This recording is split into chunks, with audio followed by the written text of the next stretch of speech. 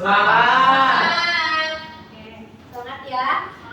Bagaimana kabarnya? Alhamdulillah luar biasa. Allahu Akbar.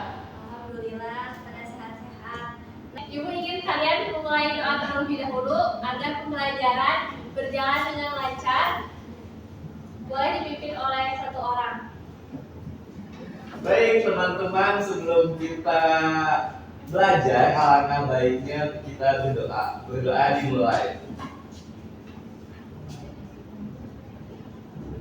Berdoa dicukupkan. Baik, terima kasih ya untuk yang memimpin doa. Nah, sebelum kita memulai pembelajaran, Ibu akan absen terlebih dahulu. Untuk Salsa Sabila hadir. Hadir. Salma Ayu. Hadir. Sabitri Yani. Hadir. Rizky Firdaus. Hadir, Bu. Rifki Subagja. Hadir. Rizky Paujan. Hadir. Rifki Nur Pauji. Hadir. Rizky Nur Mentari. Hadir. Rifko. Sakit. Sakit ya. Semoga cepat diberi kesehatan. Amin. Baik, nah untuk pembelajaran kali ini kita akan membahas materi mengenai kesetimbangan kimia. Ada yang ingat gak minggu kemarin kita telah mempelajari apa? Laju reaksi, Bu, maaf. Ya benar ya, laju reaksi. Apa sih laju reaksi itu? Ada yang ingat gak? Apa lupa? Lupa. Gak ingat sama sekali nih. Jadi laju reaksi itu perubahan dari suatu zat berdasar atau reaktan menjadi produk persatuan waktu. Nah, jadi jika laju reaksinya itu ke kiri sama ke kanan itu sama, jika laju reaksinya itu sama maka akan terjadi apa? Kesetimbangan. Ya, benar. Akan terjadi kesetimbangan. Nah, jadi di materi kali ini akan membahas kesetimbangan kimia. Nah, coba perhatikan gambar ini. Ini tuh es yang mencair. Nah, dalam kesetimbangan kimia ini, es mencair ini berhubungan ya dalam reaksi kesetimbangan. Nah, untuk selanjutnya kita akan membahas mengapa es ini berkaitan dengan kesetimbangan kimia. Nah, dalam kesetimbangan kimia ini ada 3 tujuan pembelajaran. Boleh disebutkan oleh Rifki Subagja. Coba bacakan tujuan pembelajarannya. Pertama, peserta didik dapat menjelaskan konsep kesetimbangan kimia. Terus peserta didik dapat membedakan kesetimbangan homogen dan heterogen. Terus peserta didik dapat menyebutkan ciri-ciri terjadinya reaksi kesetimbangan. Nah, itu udah cepat. Oke, terima kasih Rifki Subagja.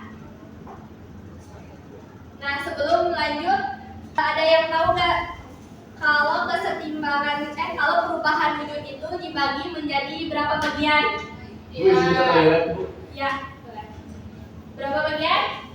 Tidak tahu. Tidak tahu, Bu. Oke, dibagi menjadi 2 ya. Perubahan wujud itu ada perubahan secara fisika, ada secara kimia. Nah, kalau secara fisika itu gimana kira-kira? Ada yang tahu nggak? Perubahan yang tidak mengubah sifat kimia zat. Contohnya padat menjadi cair atau meleleh. Bisa, betul ya. Kalau secara kimia, Perubahan yang mengubah sifat kimia zat. Contohnya pembakaran. ya betul ya. Apresiasi. Tepuk tangan untuk Rizky Firdaus. Nah, jadi perubahan secara fisika itu merupakan perubahan suatu zat yang tidak menghasilkan zat baru. Dalam perubahan fisika itu terbagi menjadi 2, ada reaksi irreversibel dan reaksi reversibel. Nah, kalau reaksi reversibel itu satu arah ya. Maksudnya satu arah tuh jadi tidak bisa bolak-balik ke reaksi yang semulanya, yang awalnya tuh. Jadi kalau misalkan udah bereaksi itu udah tidak bisa kembali lagi ke reaksi awalnya. Contohnya itu ada kopi ya, biji kopi itu kan bulat. Nah, jika biji kopi itu dihaluskan, maka tidak bisa ke wujud yang bulatnya itu. Ya, wujud awalnya. Nah, untuk reaksi reversibel itu reaksi yang terjadi secara bolak-balik. Nah, bisa dilihatnya tanda panahnya itu dalam reaksi itu bolak-balik. Nah, ini tuh contohnya di reaksi di es batu yang mencair. Nah, ketika es batu mencair itu kan dari padatan ke cair. Nah, itu tuh kalau misalkan kita masukkan lagi ke kulkas untuk dibekukan, dia tuh akan berubah lagi ke padatan. Itu termasuk reaksi reversibel. Nah, dalam perubahan kimia, nah jadi betul ya tadi kata Firdaus, jadi perubahan kimia itu perubahan suatu zat yang terjadi karena reaksi kimia sehingga menghasilkan zat baru. Nah, dalam perubahan kimia juga dibagi menjadi dua, ada reaksi reversibel, ada reaksi reversibel.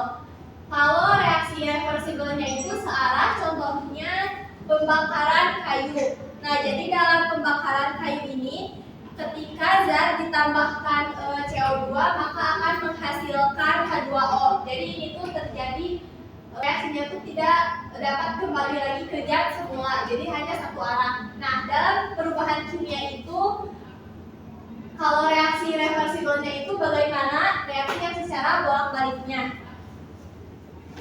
Ada nggak sih dalam reaksi reversibelnya? Nah, kita akan bahas bagaimana reaksi reversibel dalam kesetimbangan kimia. Jadi ada ya, kalau dalam kesetimbangan kimia itu ada reaksi reversibel secara bolak-balik. Nah, jadi kita membahas dulu pengertian mengenai kesetimbangan kimia atau kesetimbangan dinamis. Nah, jadi kesetimbangan kimia itu kondisi di mana laju reaksi maju ke kanan sama dengan laju reaksi balik ke kiri.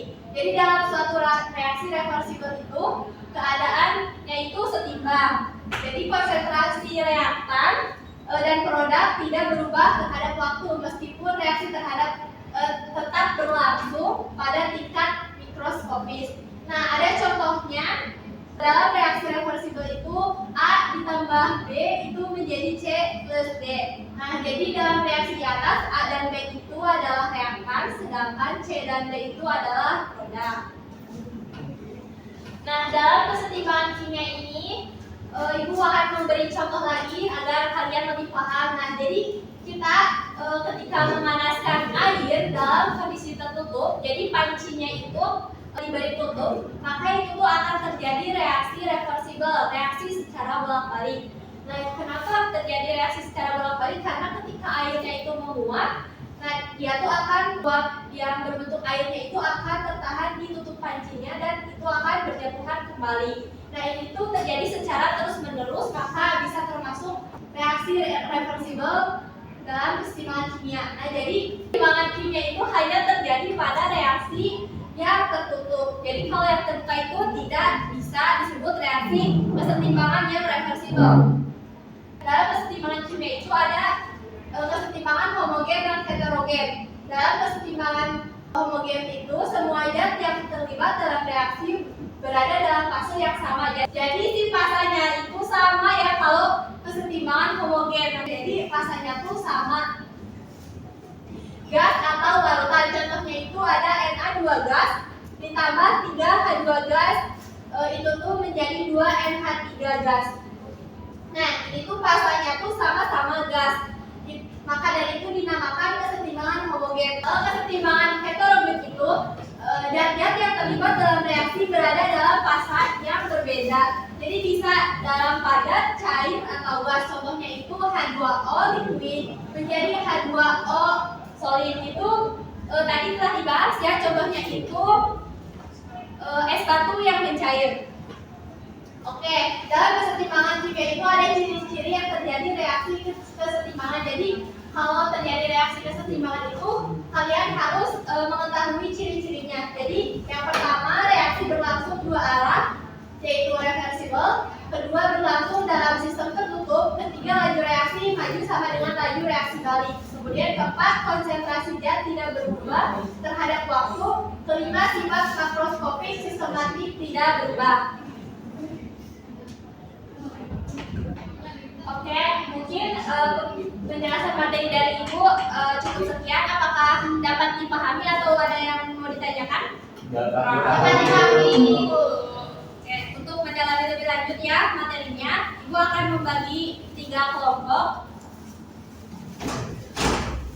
Nah, jadi kalian nanti akan mengisi lembar kerja ini. Jadi pada halaman pertama itu ada nama dan anggota kelompoknya kalian isi. Kemudian ada tujuan pembelajaran dan petunjuk penggunaan. Kemudian ada kegiatan 1, kegiatan 2, kegiatan 3, dan kegiatan 4.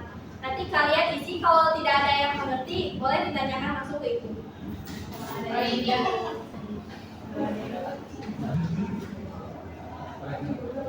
Ibu kasih waktu 30 menit untuk mengerjakan kerja ini. Nanti ibu kasih tahu kalau waktunya sudah habis. Diskusi ya dengan kelompoknya, tidak boleh ngobrol. Baik, Bu. Orangnya itu lagi berlari di atas dan dia lagi berolahraga. Apa sebenarnya? Dia jatuh maju. Apa sih? Kayak berlarinya tuh dia ke arah ke depan, sedangkan alat itu mengarahkan dia ke belakang. Jadi kenapa? Dia bisa seimbang.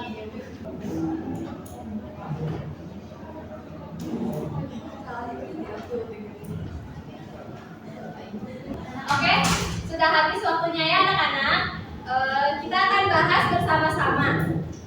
Nah, untuk kegiatan 1, boleh sama kelompok 1, yang nomor 1-nya itu jawab ya, mengapa laki-laki tersebut harus berlari ketika berada di lintasan treadmill. Boleh, Sabitri? Karena ketika kecepatan laki-laki berlari ke depan sama bisa dengan kecepatan lintasan treadmill yang bergerak ke belakang. Jadi kecepatan relatif laki-laki terhadap payung menjadi Ya, benar ya. Terima kasih. Boleh beri tepuk tangan. Sekarang untuk kegiatan 2 boleh dijawab sama kelompok 2 ya, perwakilan. Tunggu. Oke. Untuk kegiatan dua itu yang gambar yang kali itu tuh reaksi pembakaran bensin. Nah, itu tuh termasuk reaksi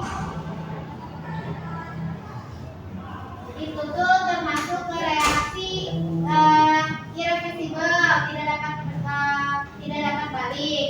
Lalu yang kedua itu gambar reaksi logam natrium dengan air. Nah, reaksi ini termasuk reaksi irreversibel juga, Bu.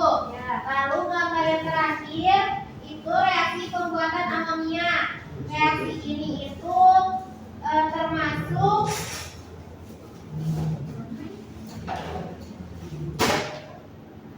termasuk reaksi reversibel. Ya, betul. Terima kasih untuk Selma. Jawabannya benar ya. Nah, untuk kegiatan 3 boleh dijawab oleh kelompok 3. Yang nomor 1. Boleh dijawab.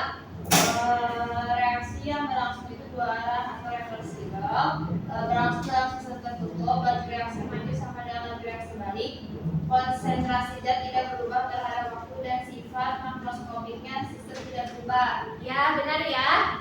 Oke, jawaban kalian semua itu benar. Nah, jangan lupa isi kegiatan 4-nya yaitu menyimpulkan. Jadi kalian tulis kesimpulan dari diskusi dan presentasi kelompoknya yang tadi masing-masing yang menjawab boleh disimpulkan dan ditulis 3 kesimpulan ya.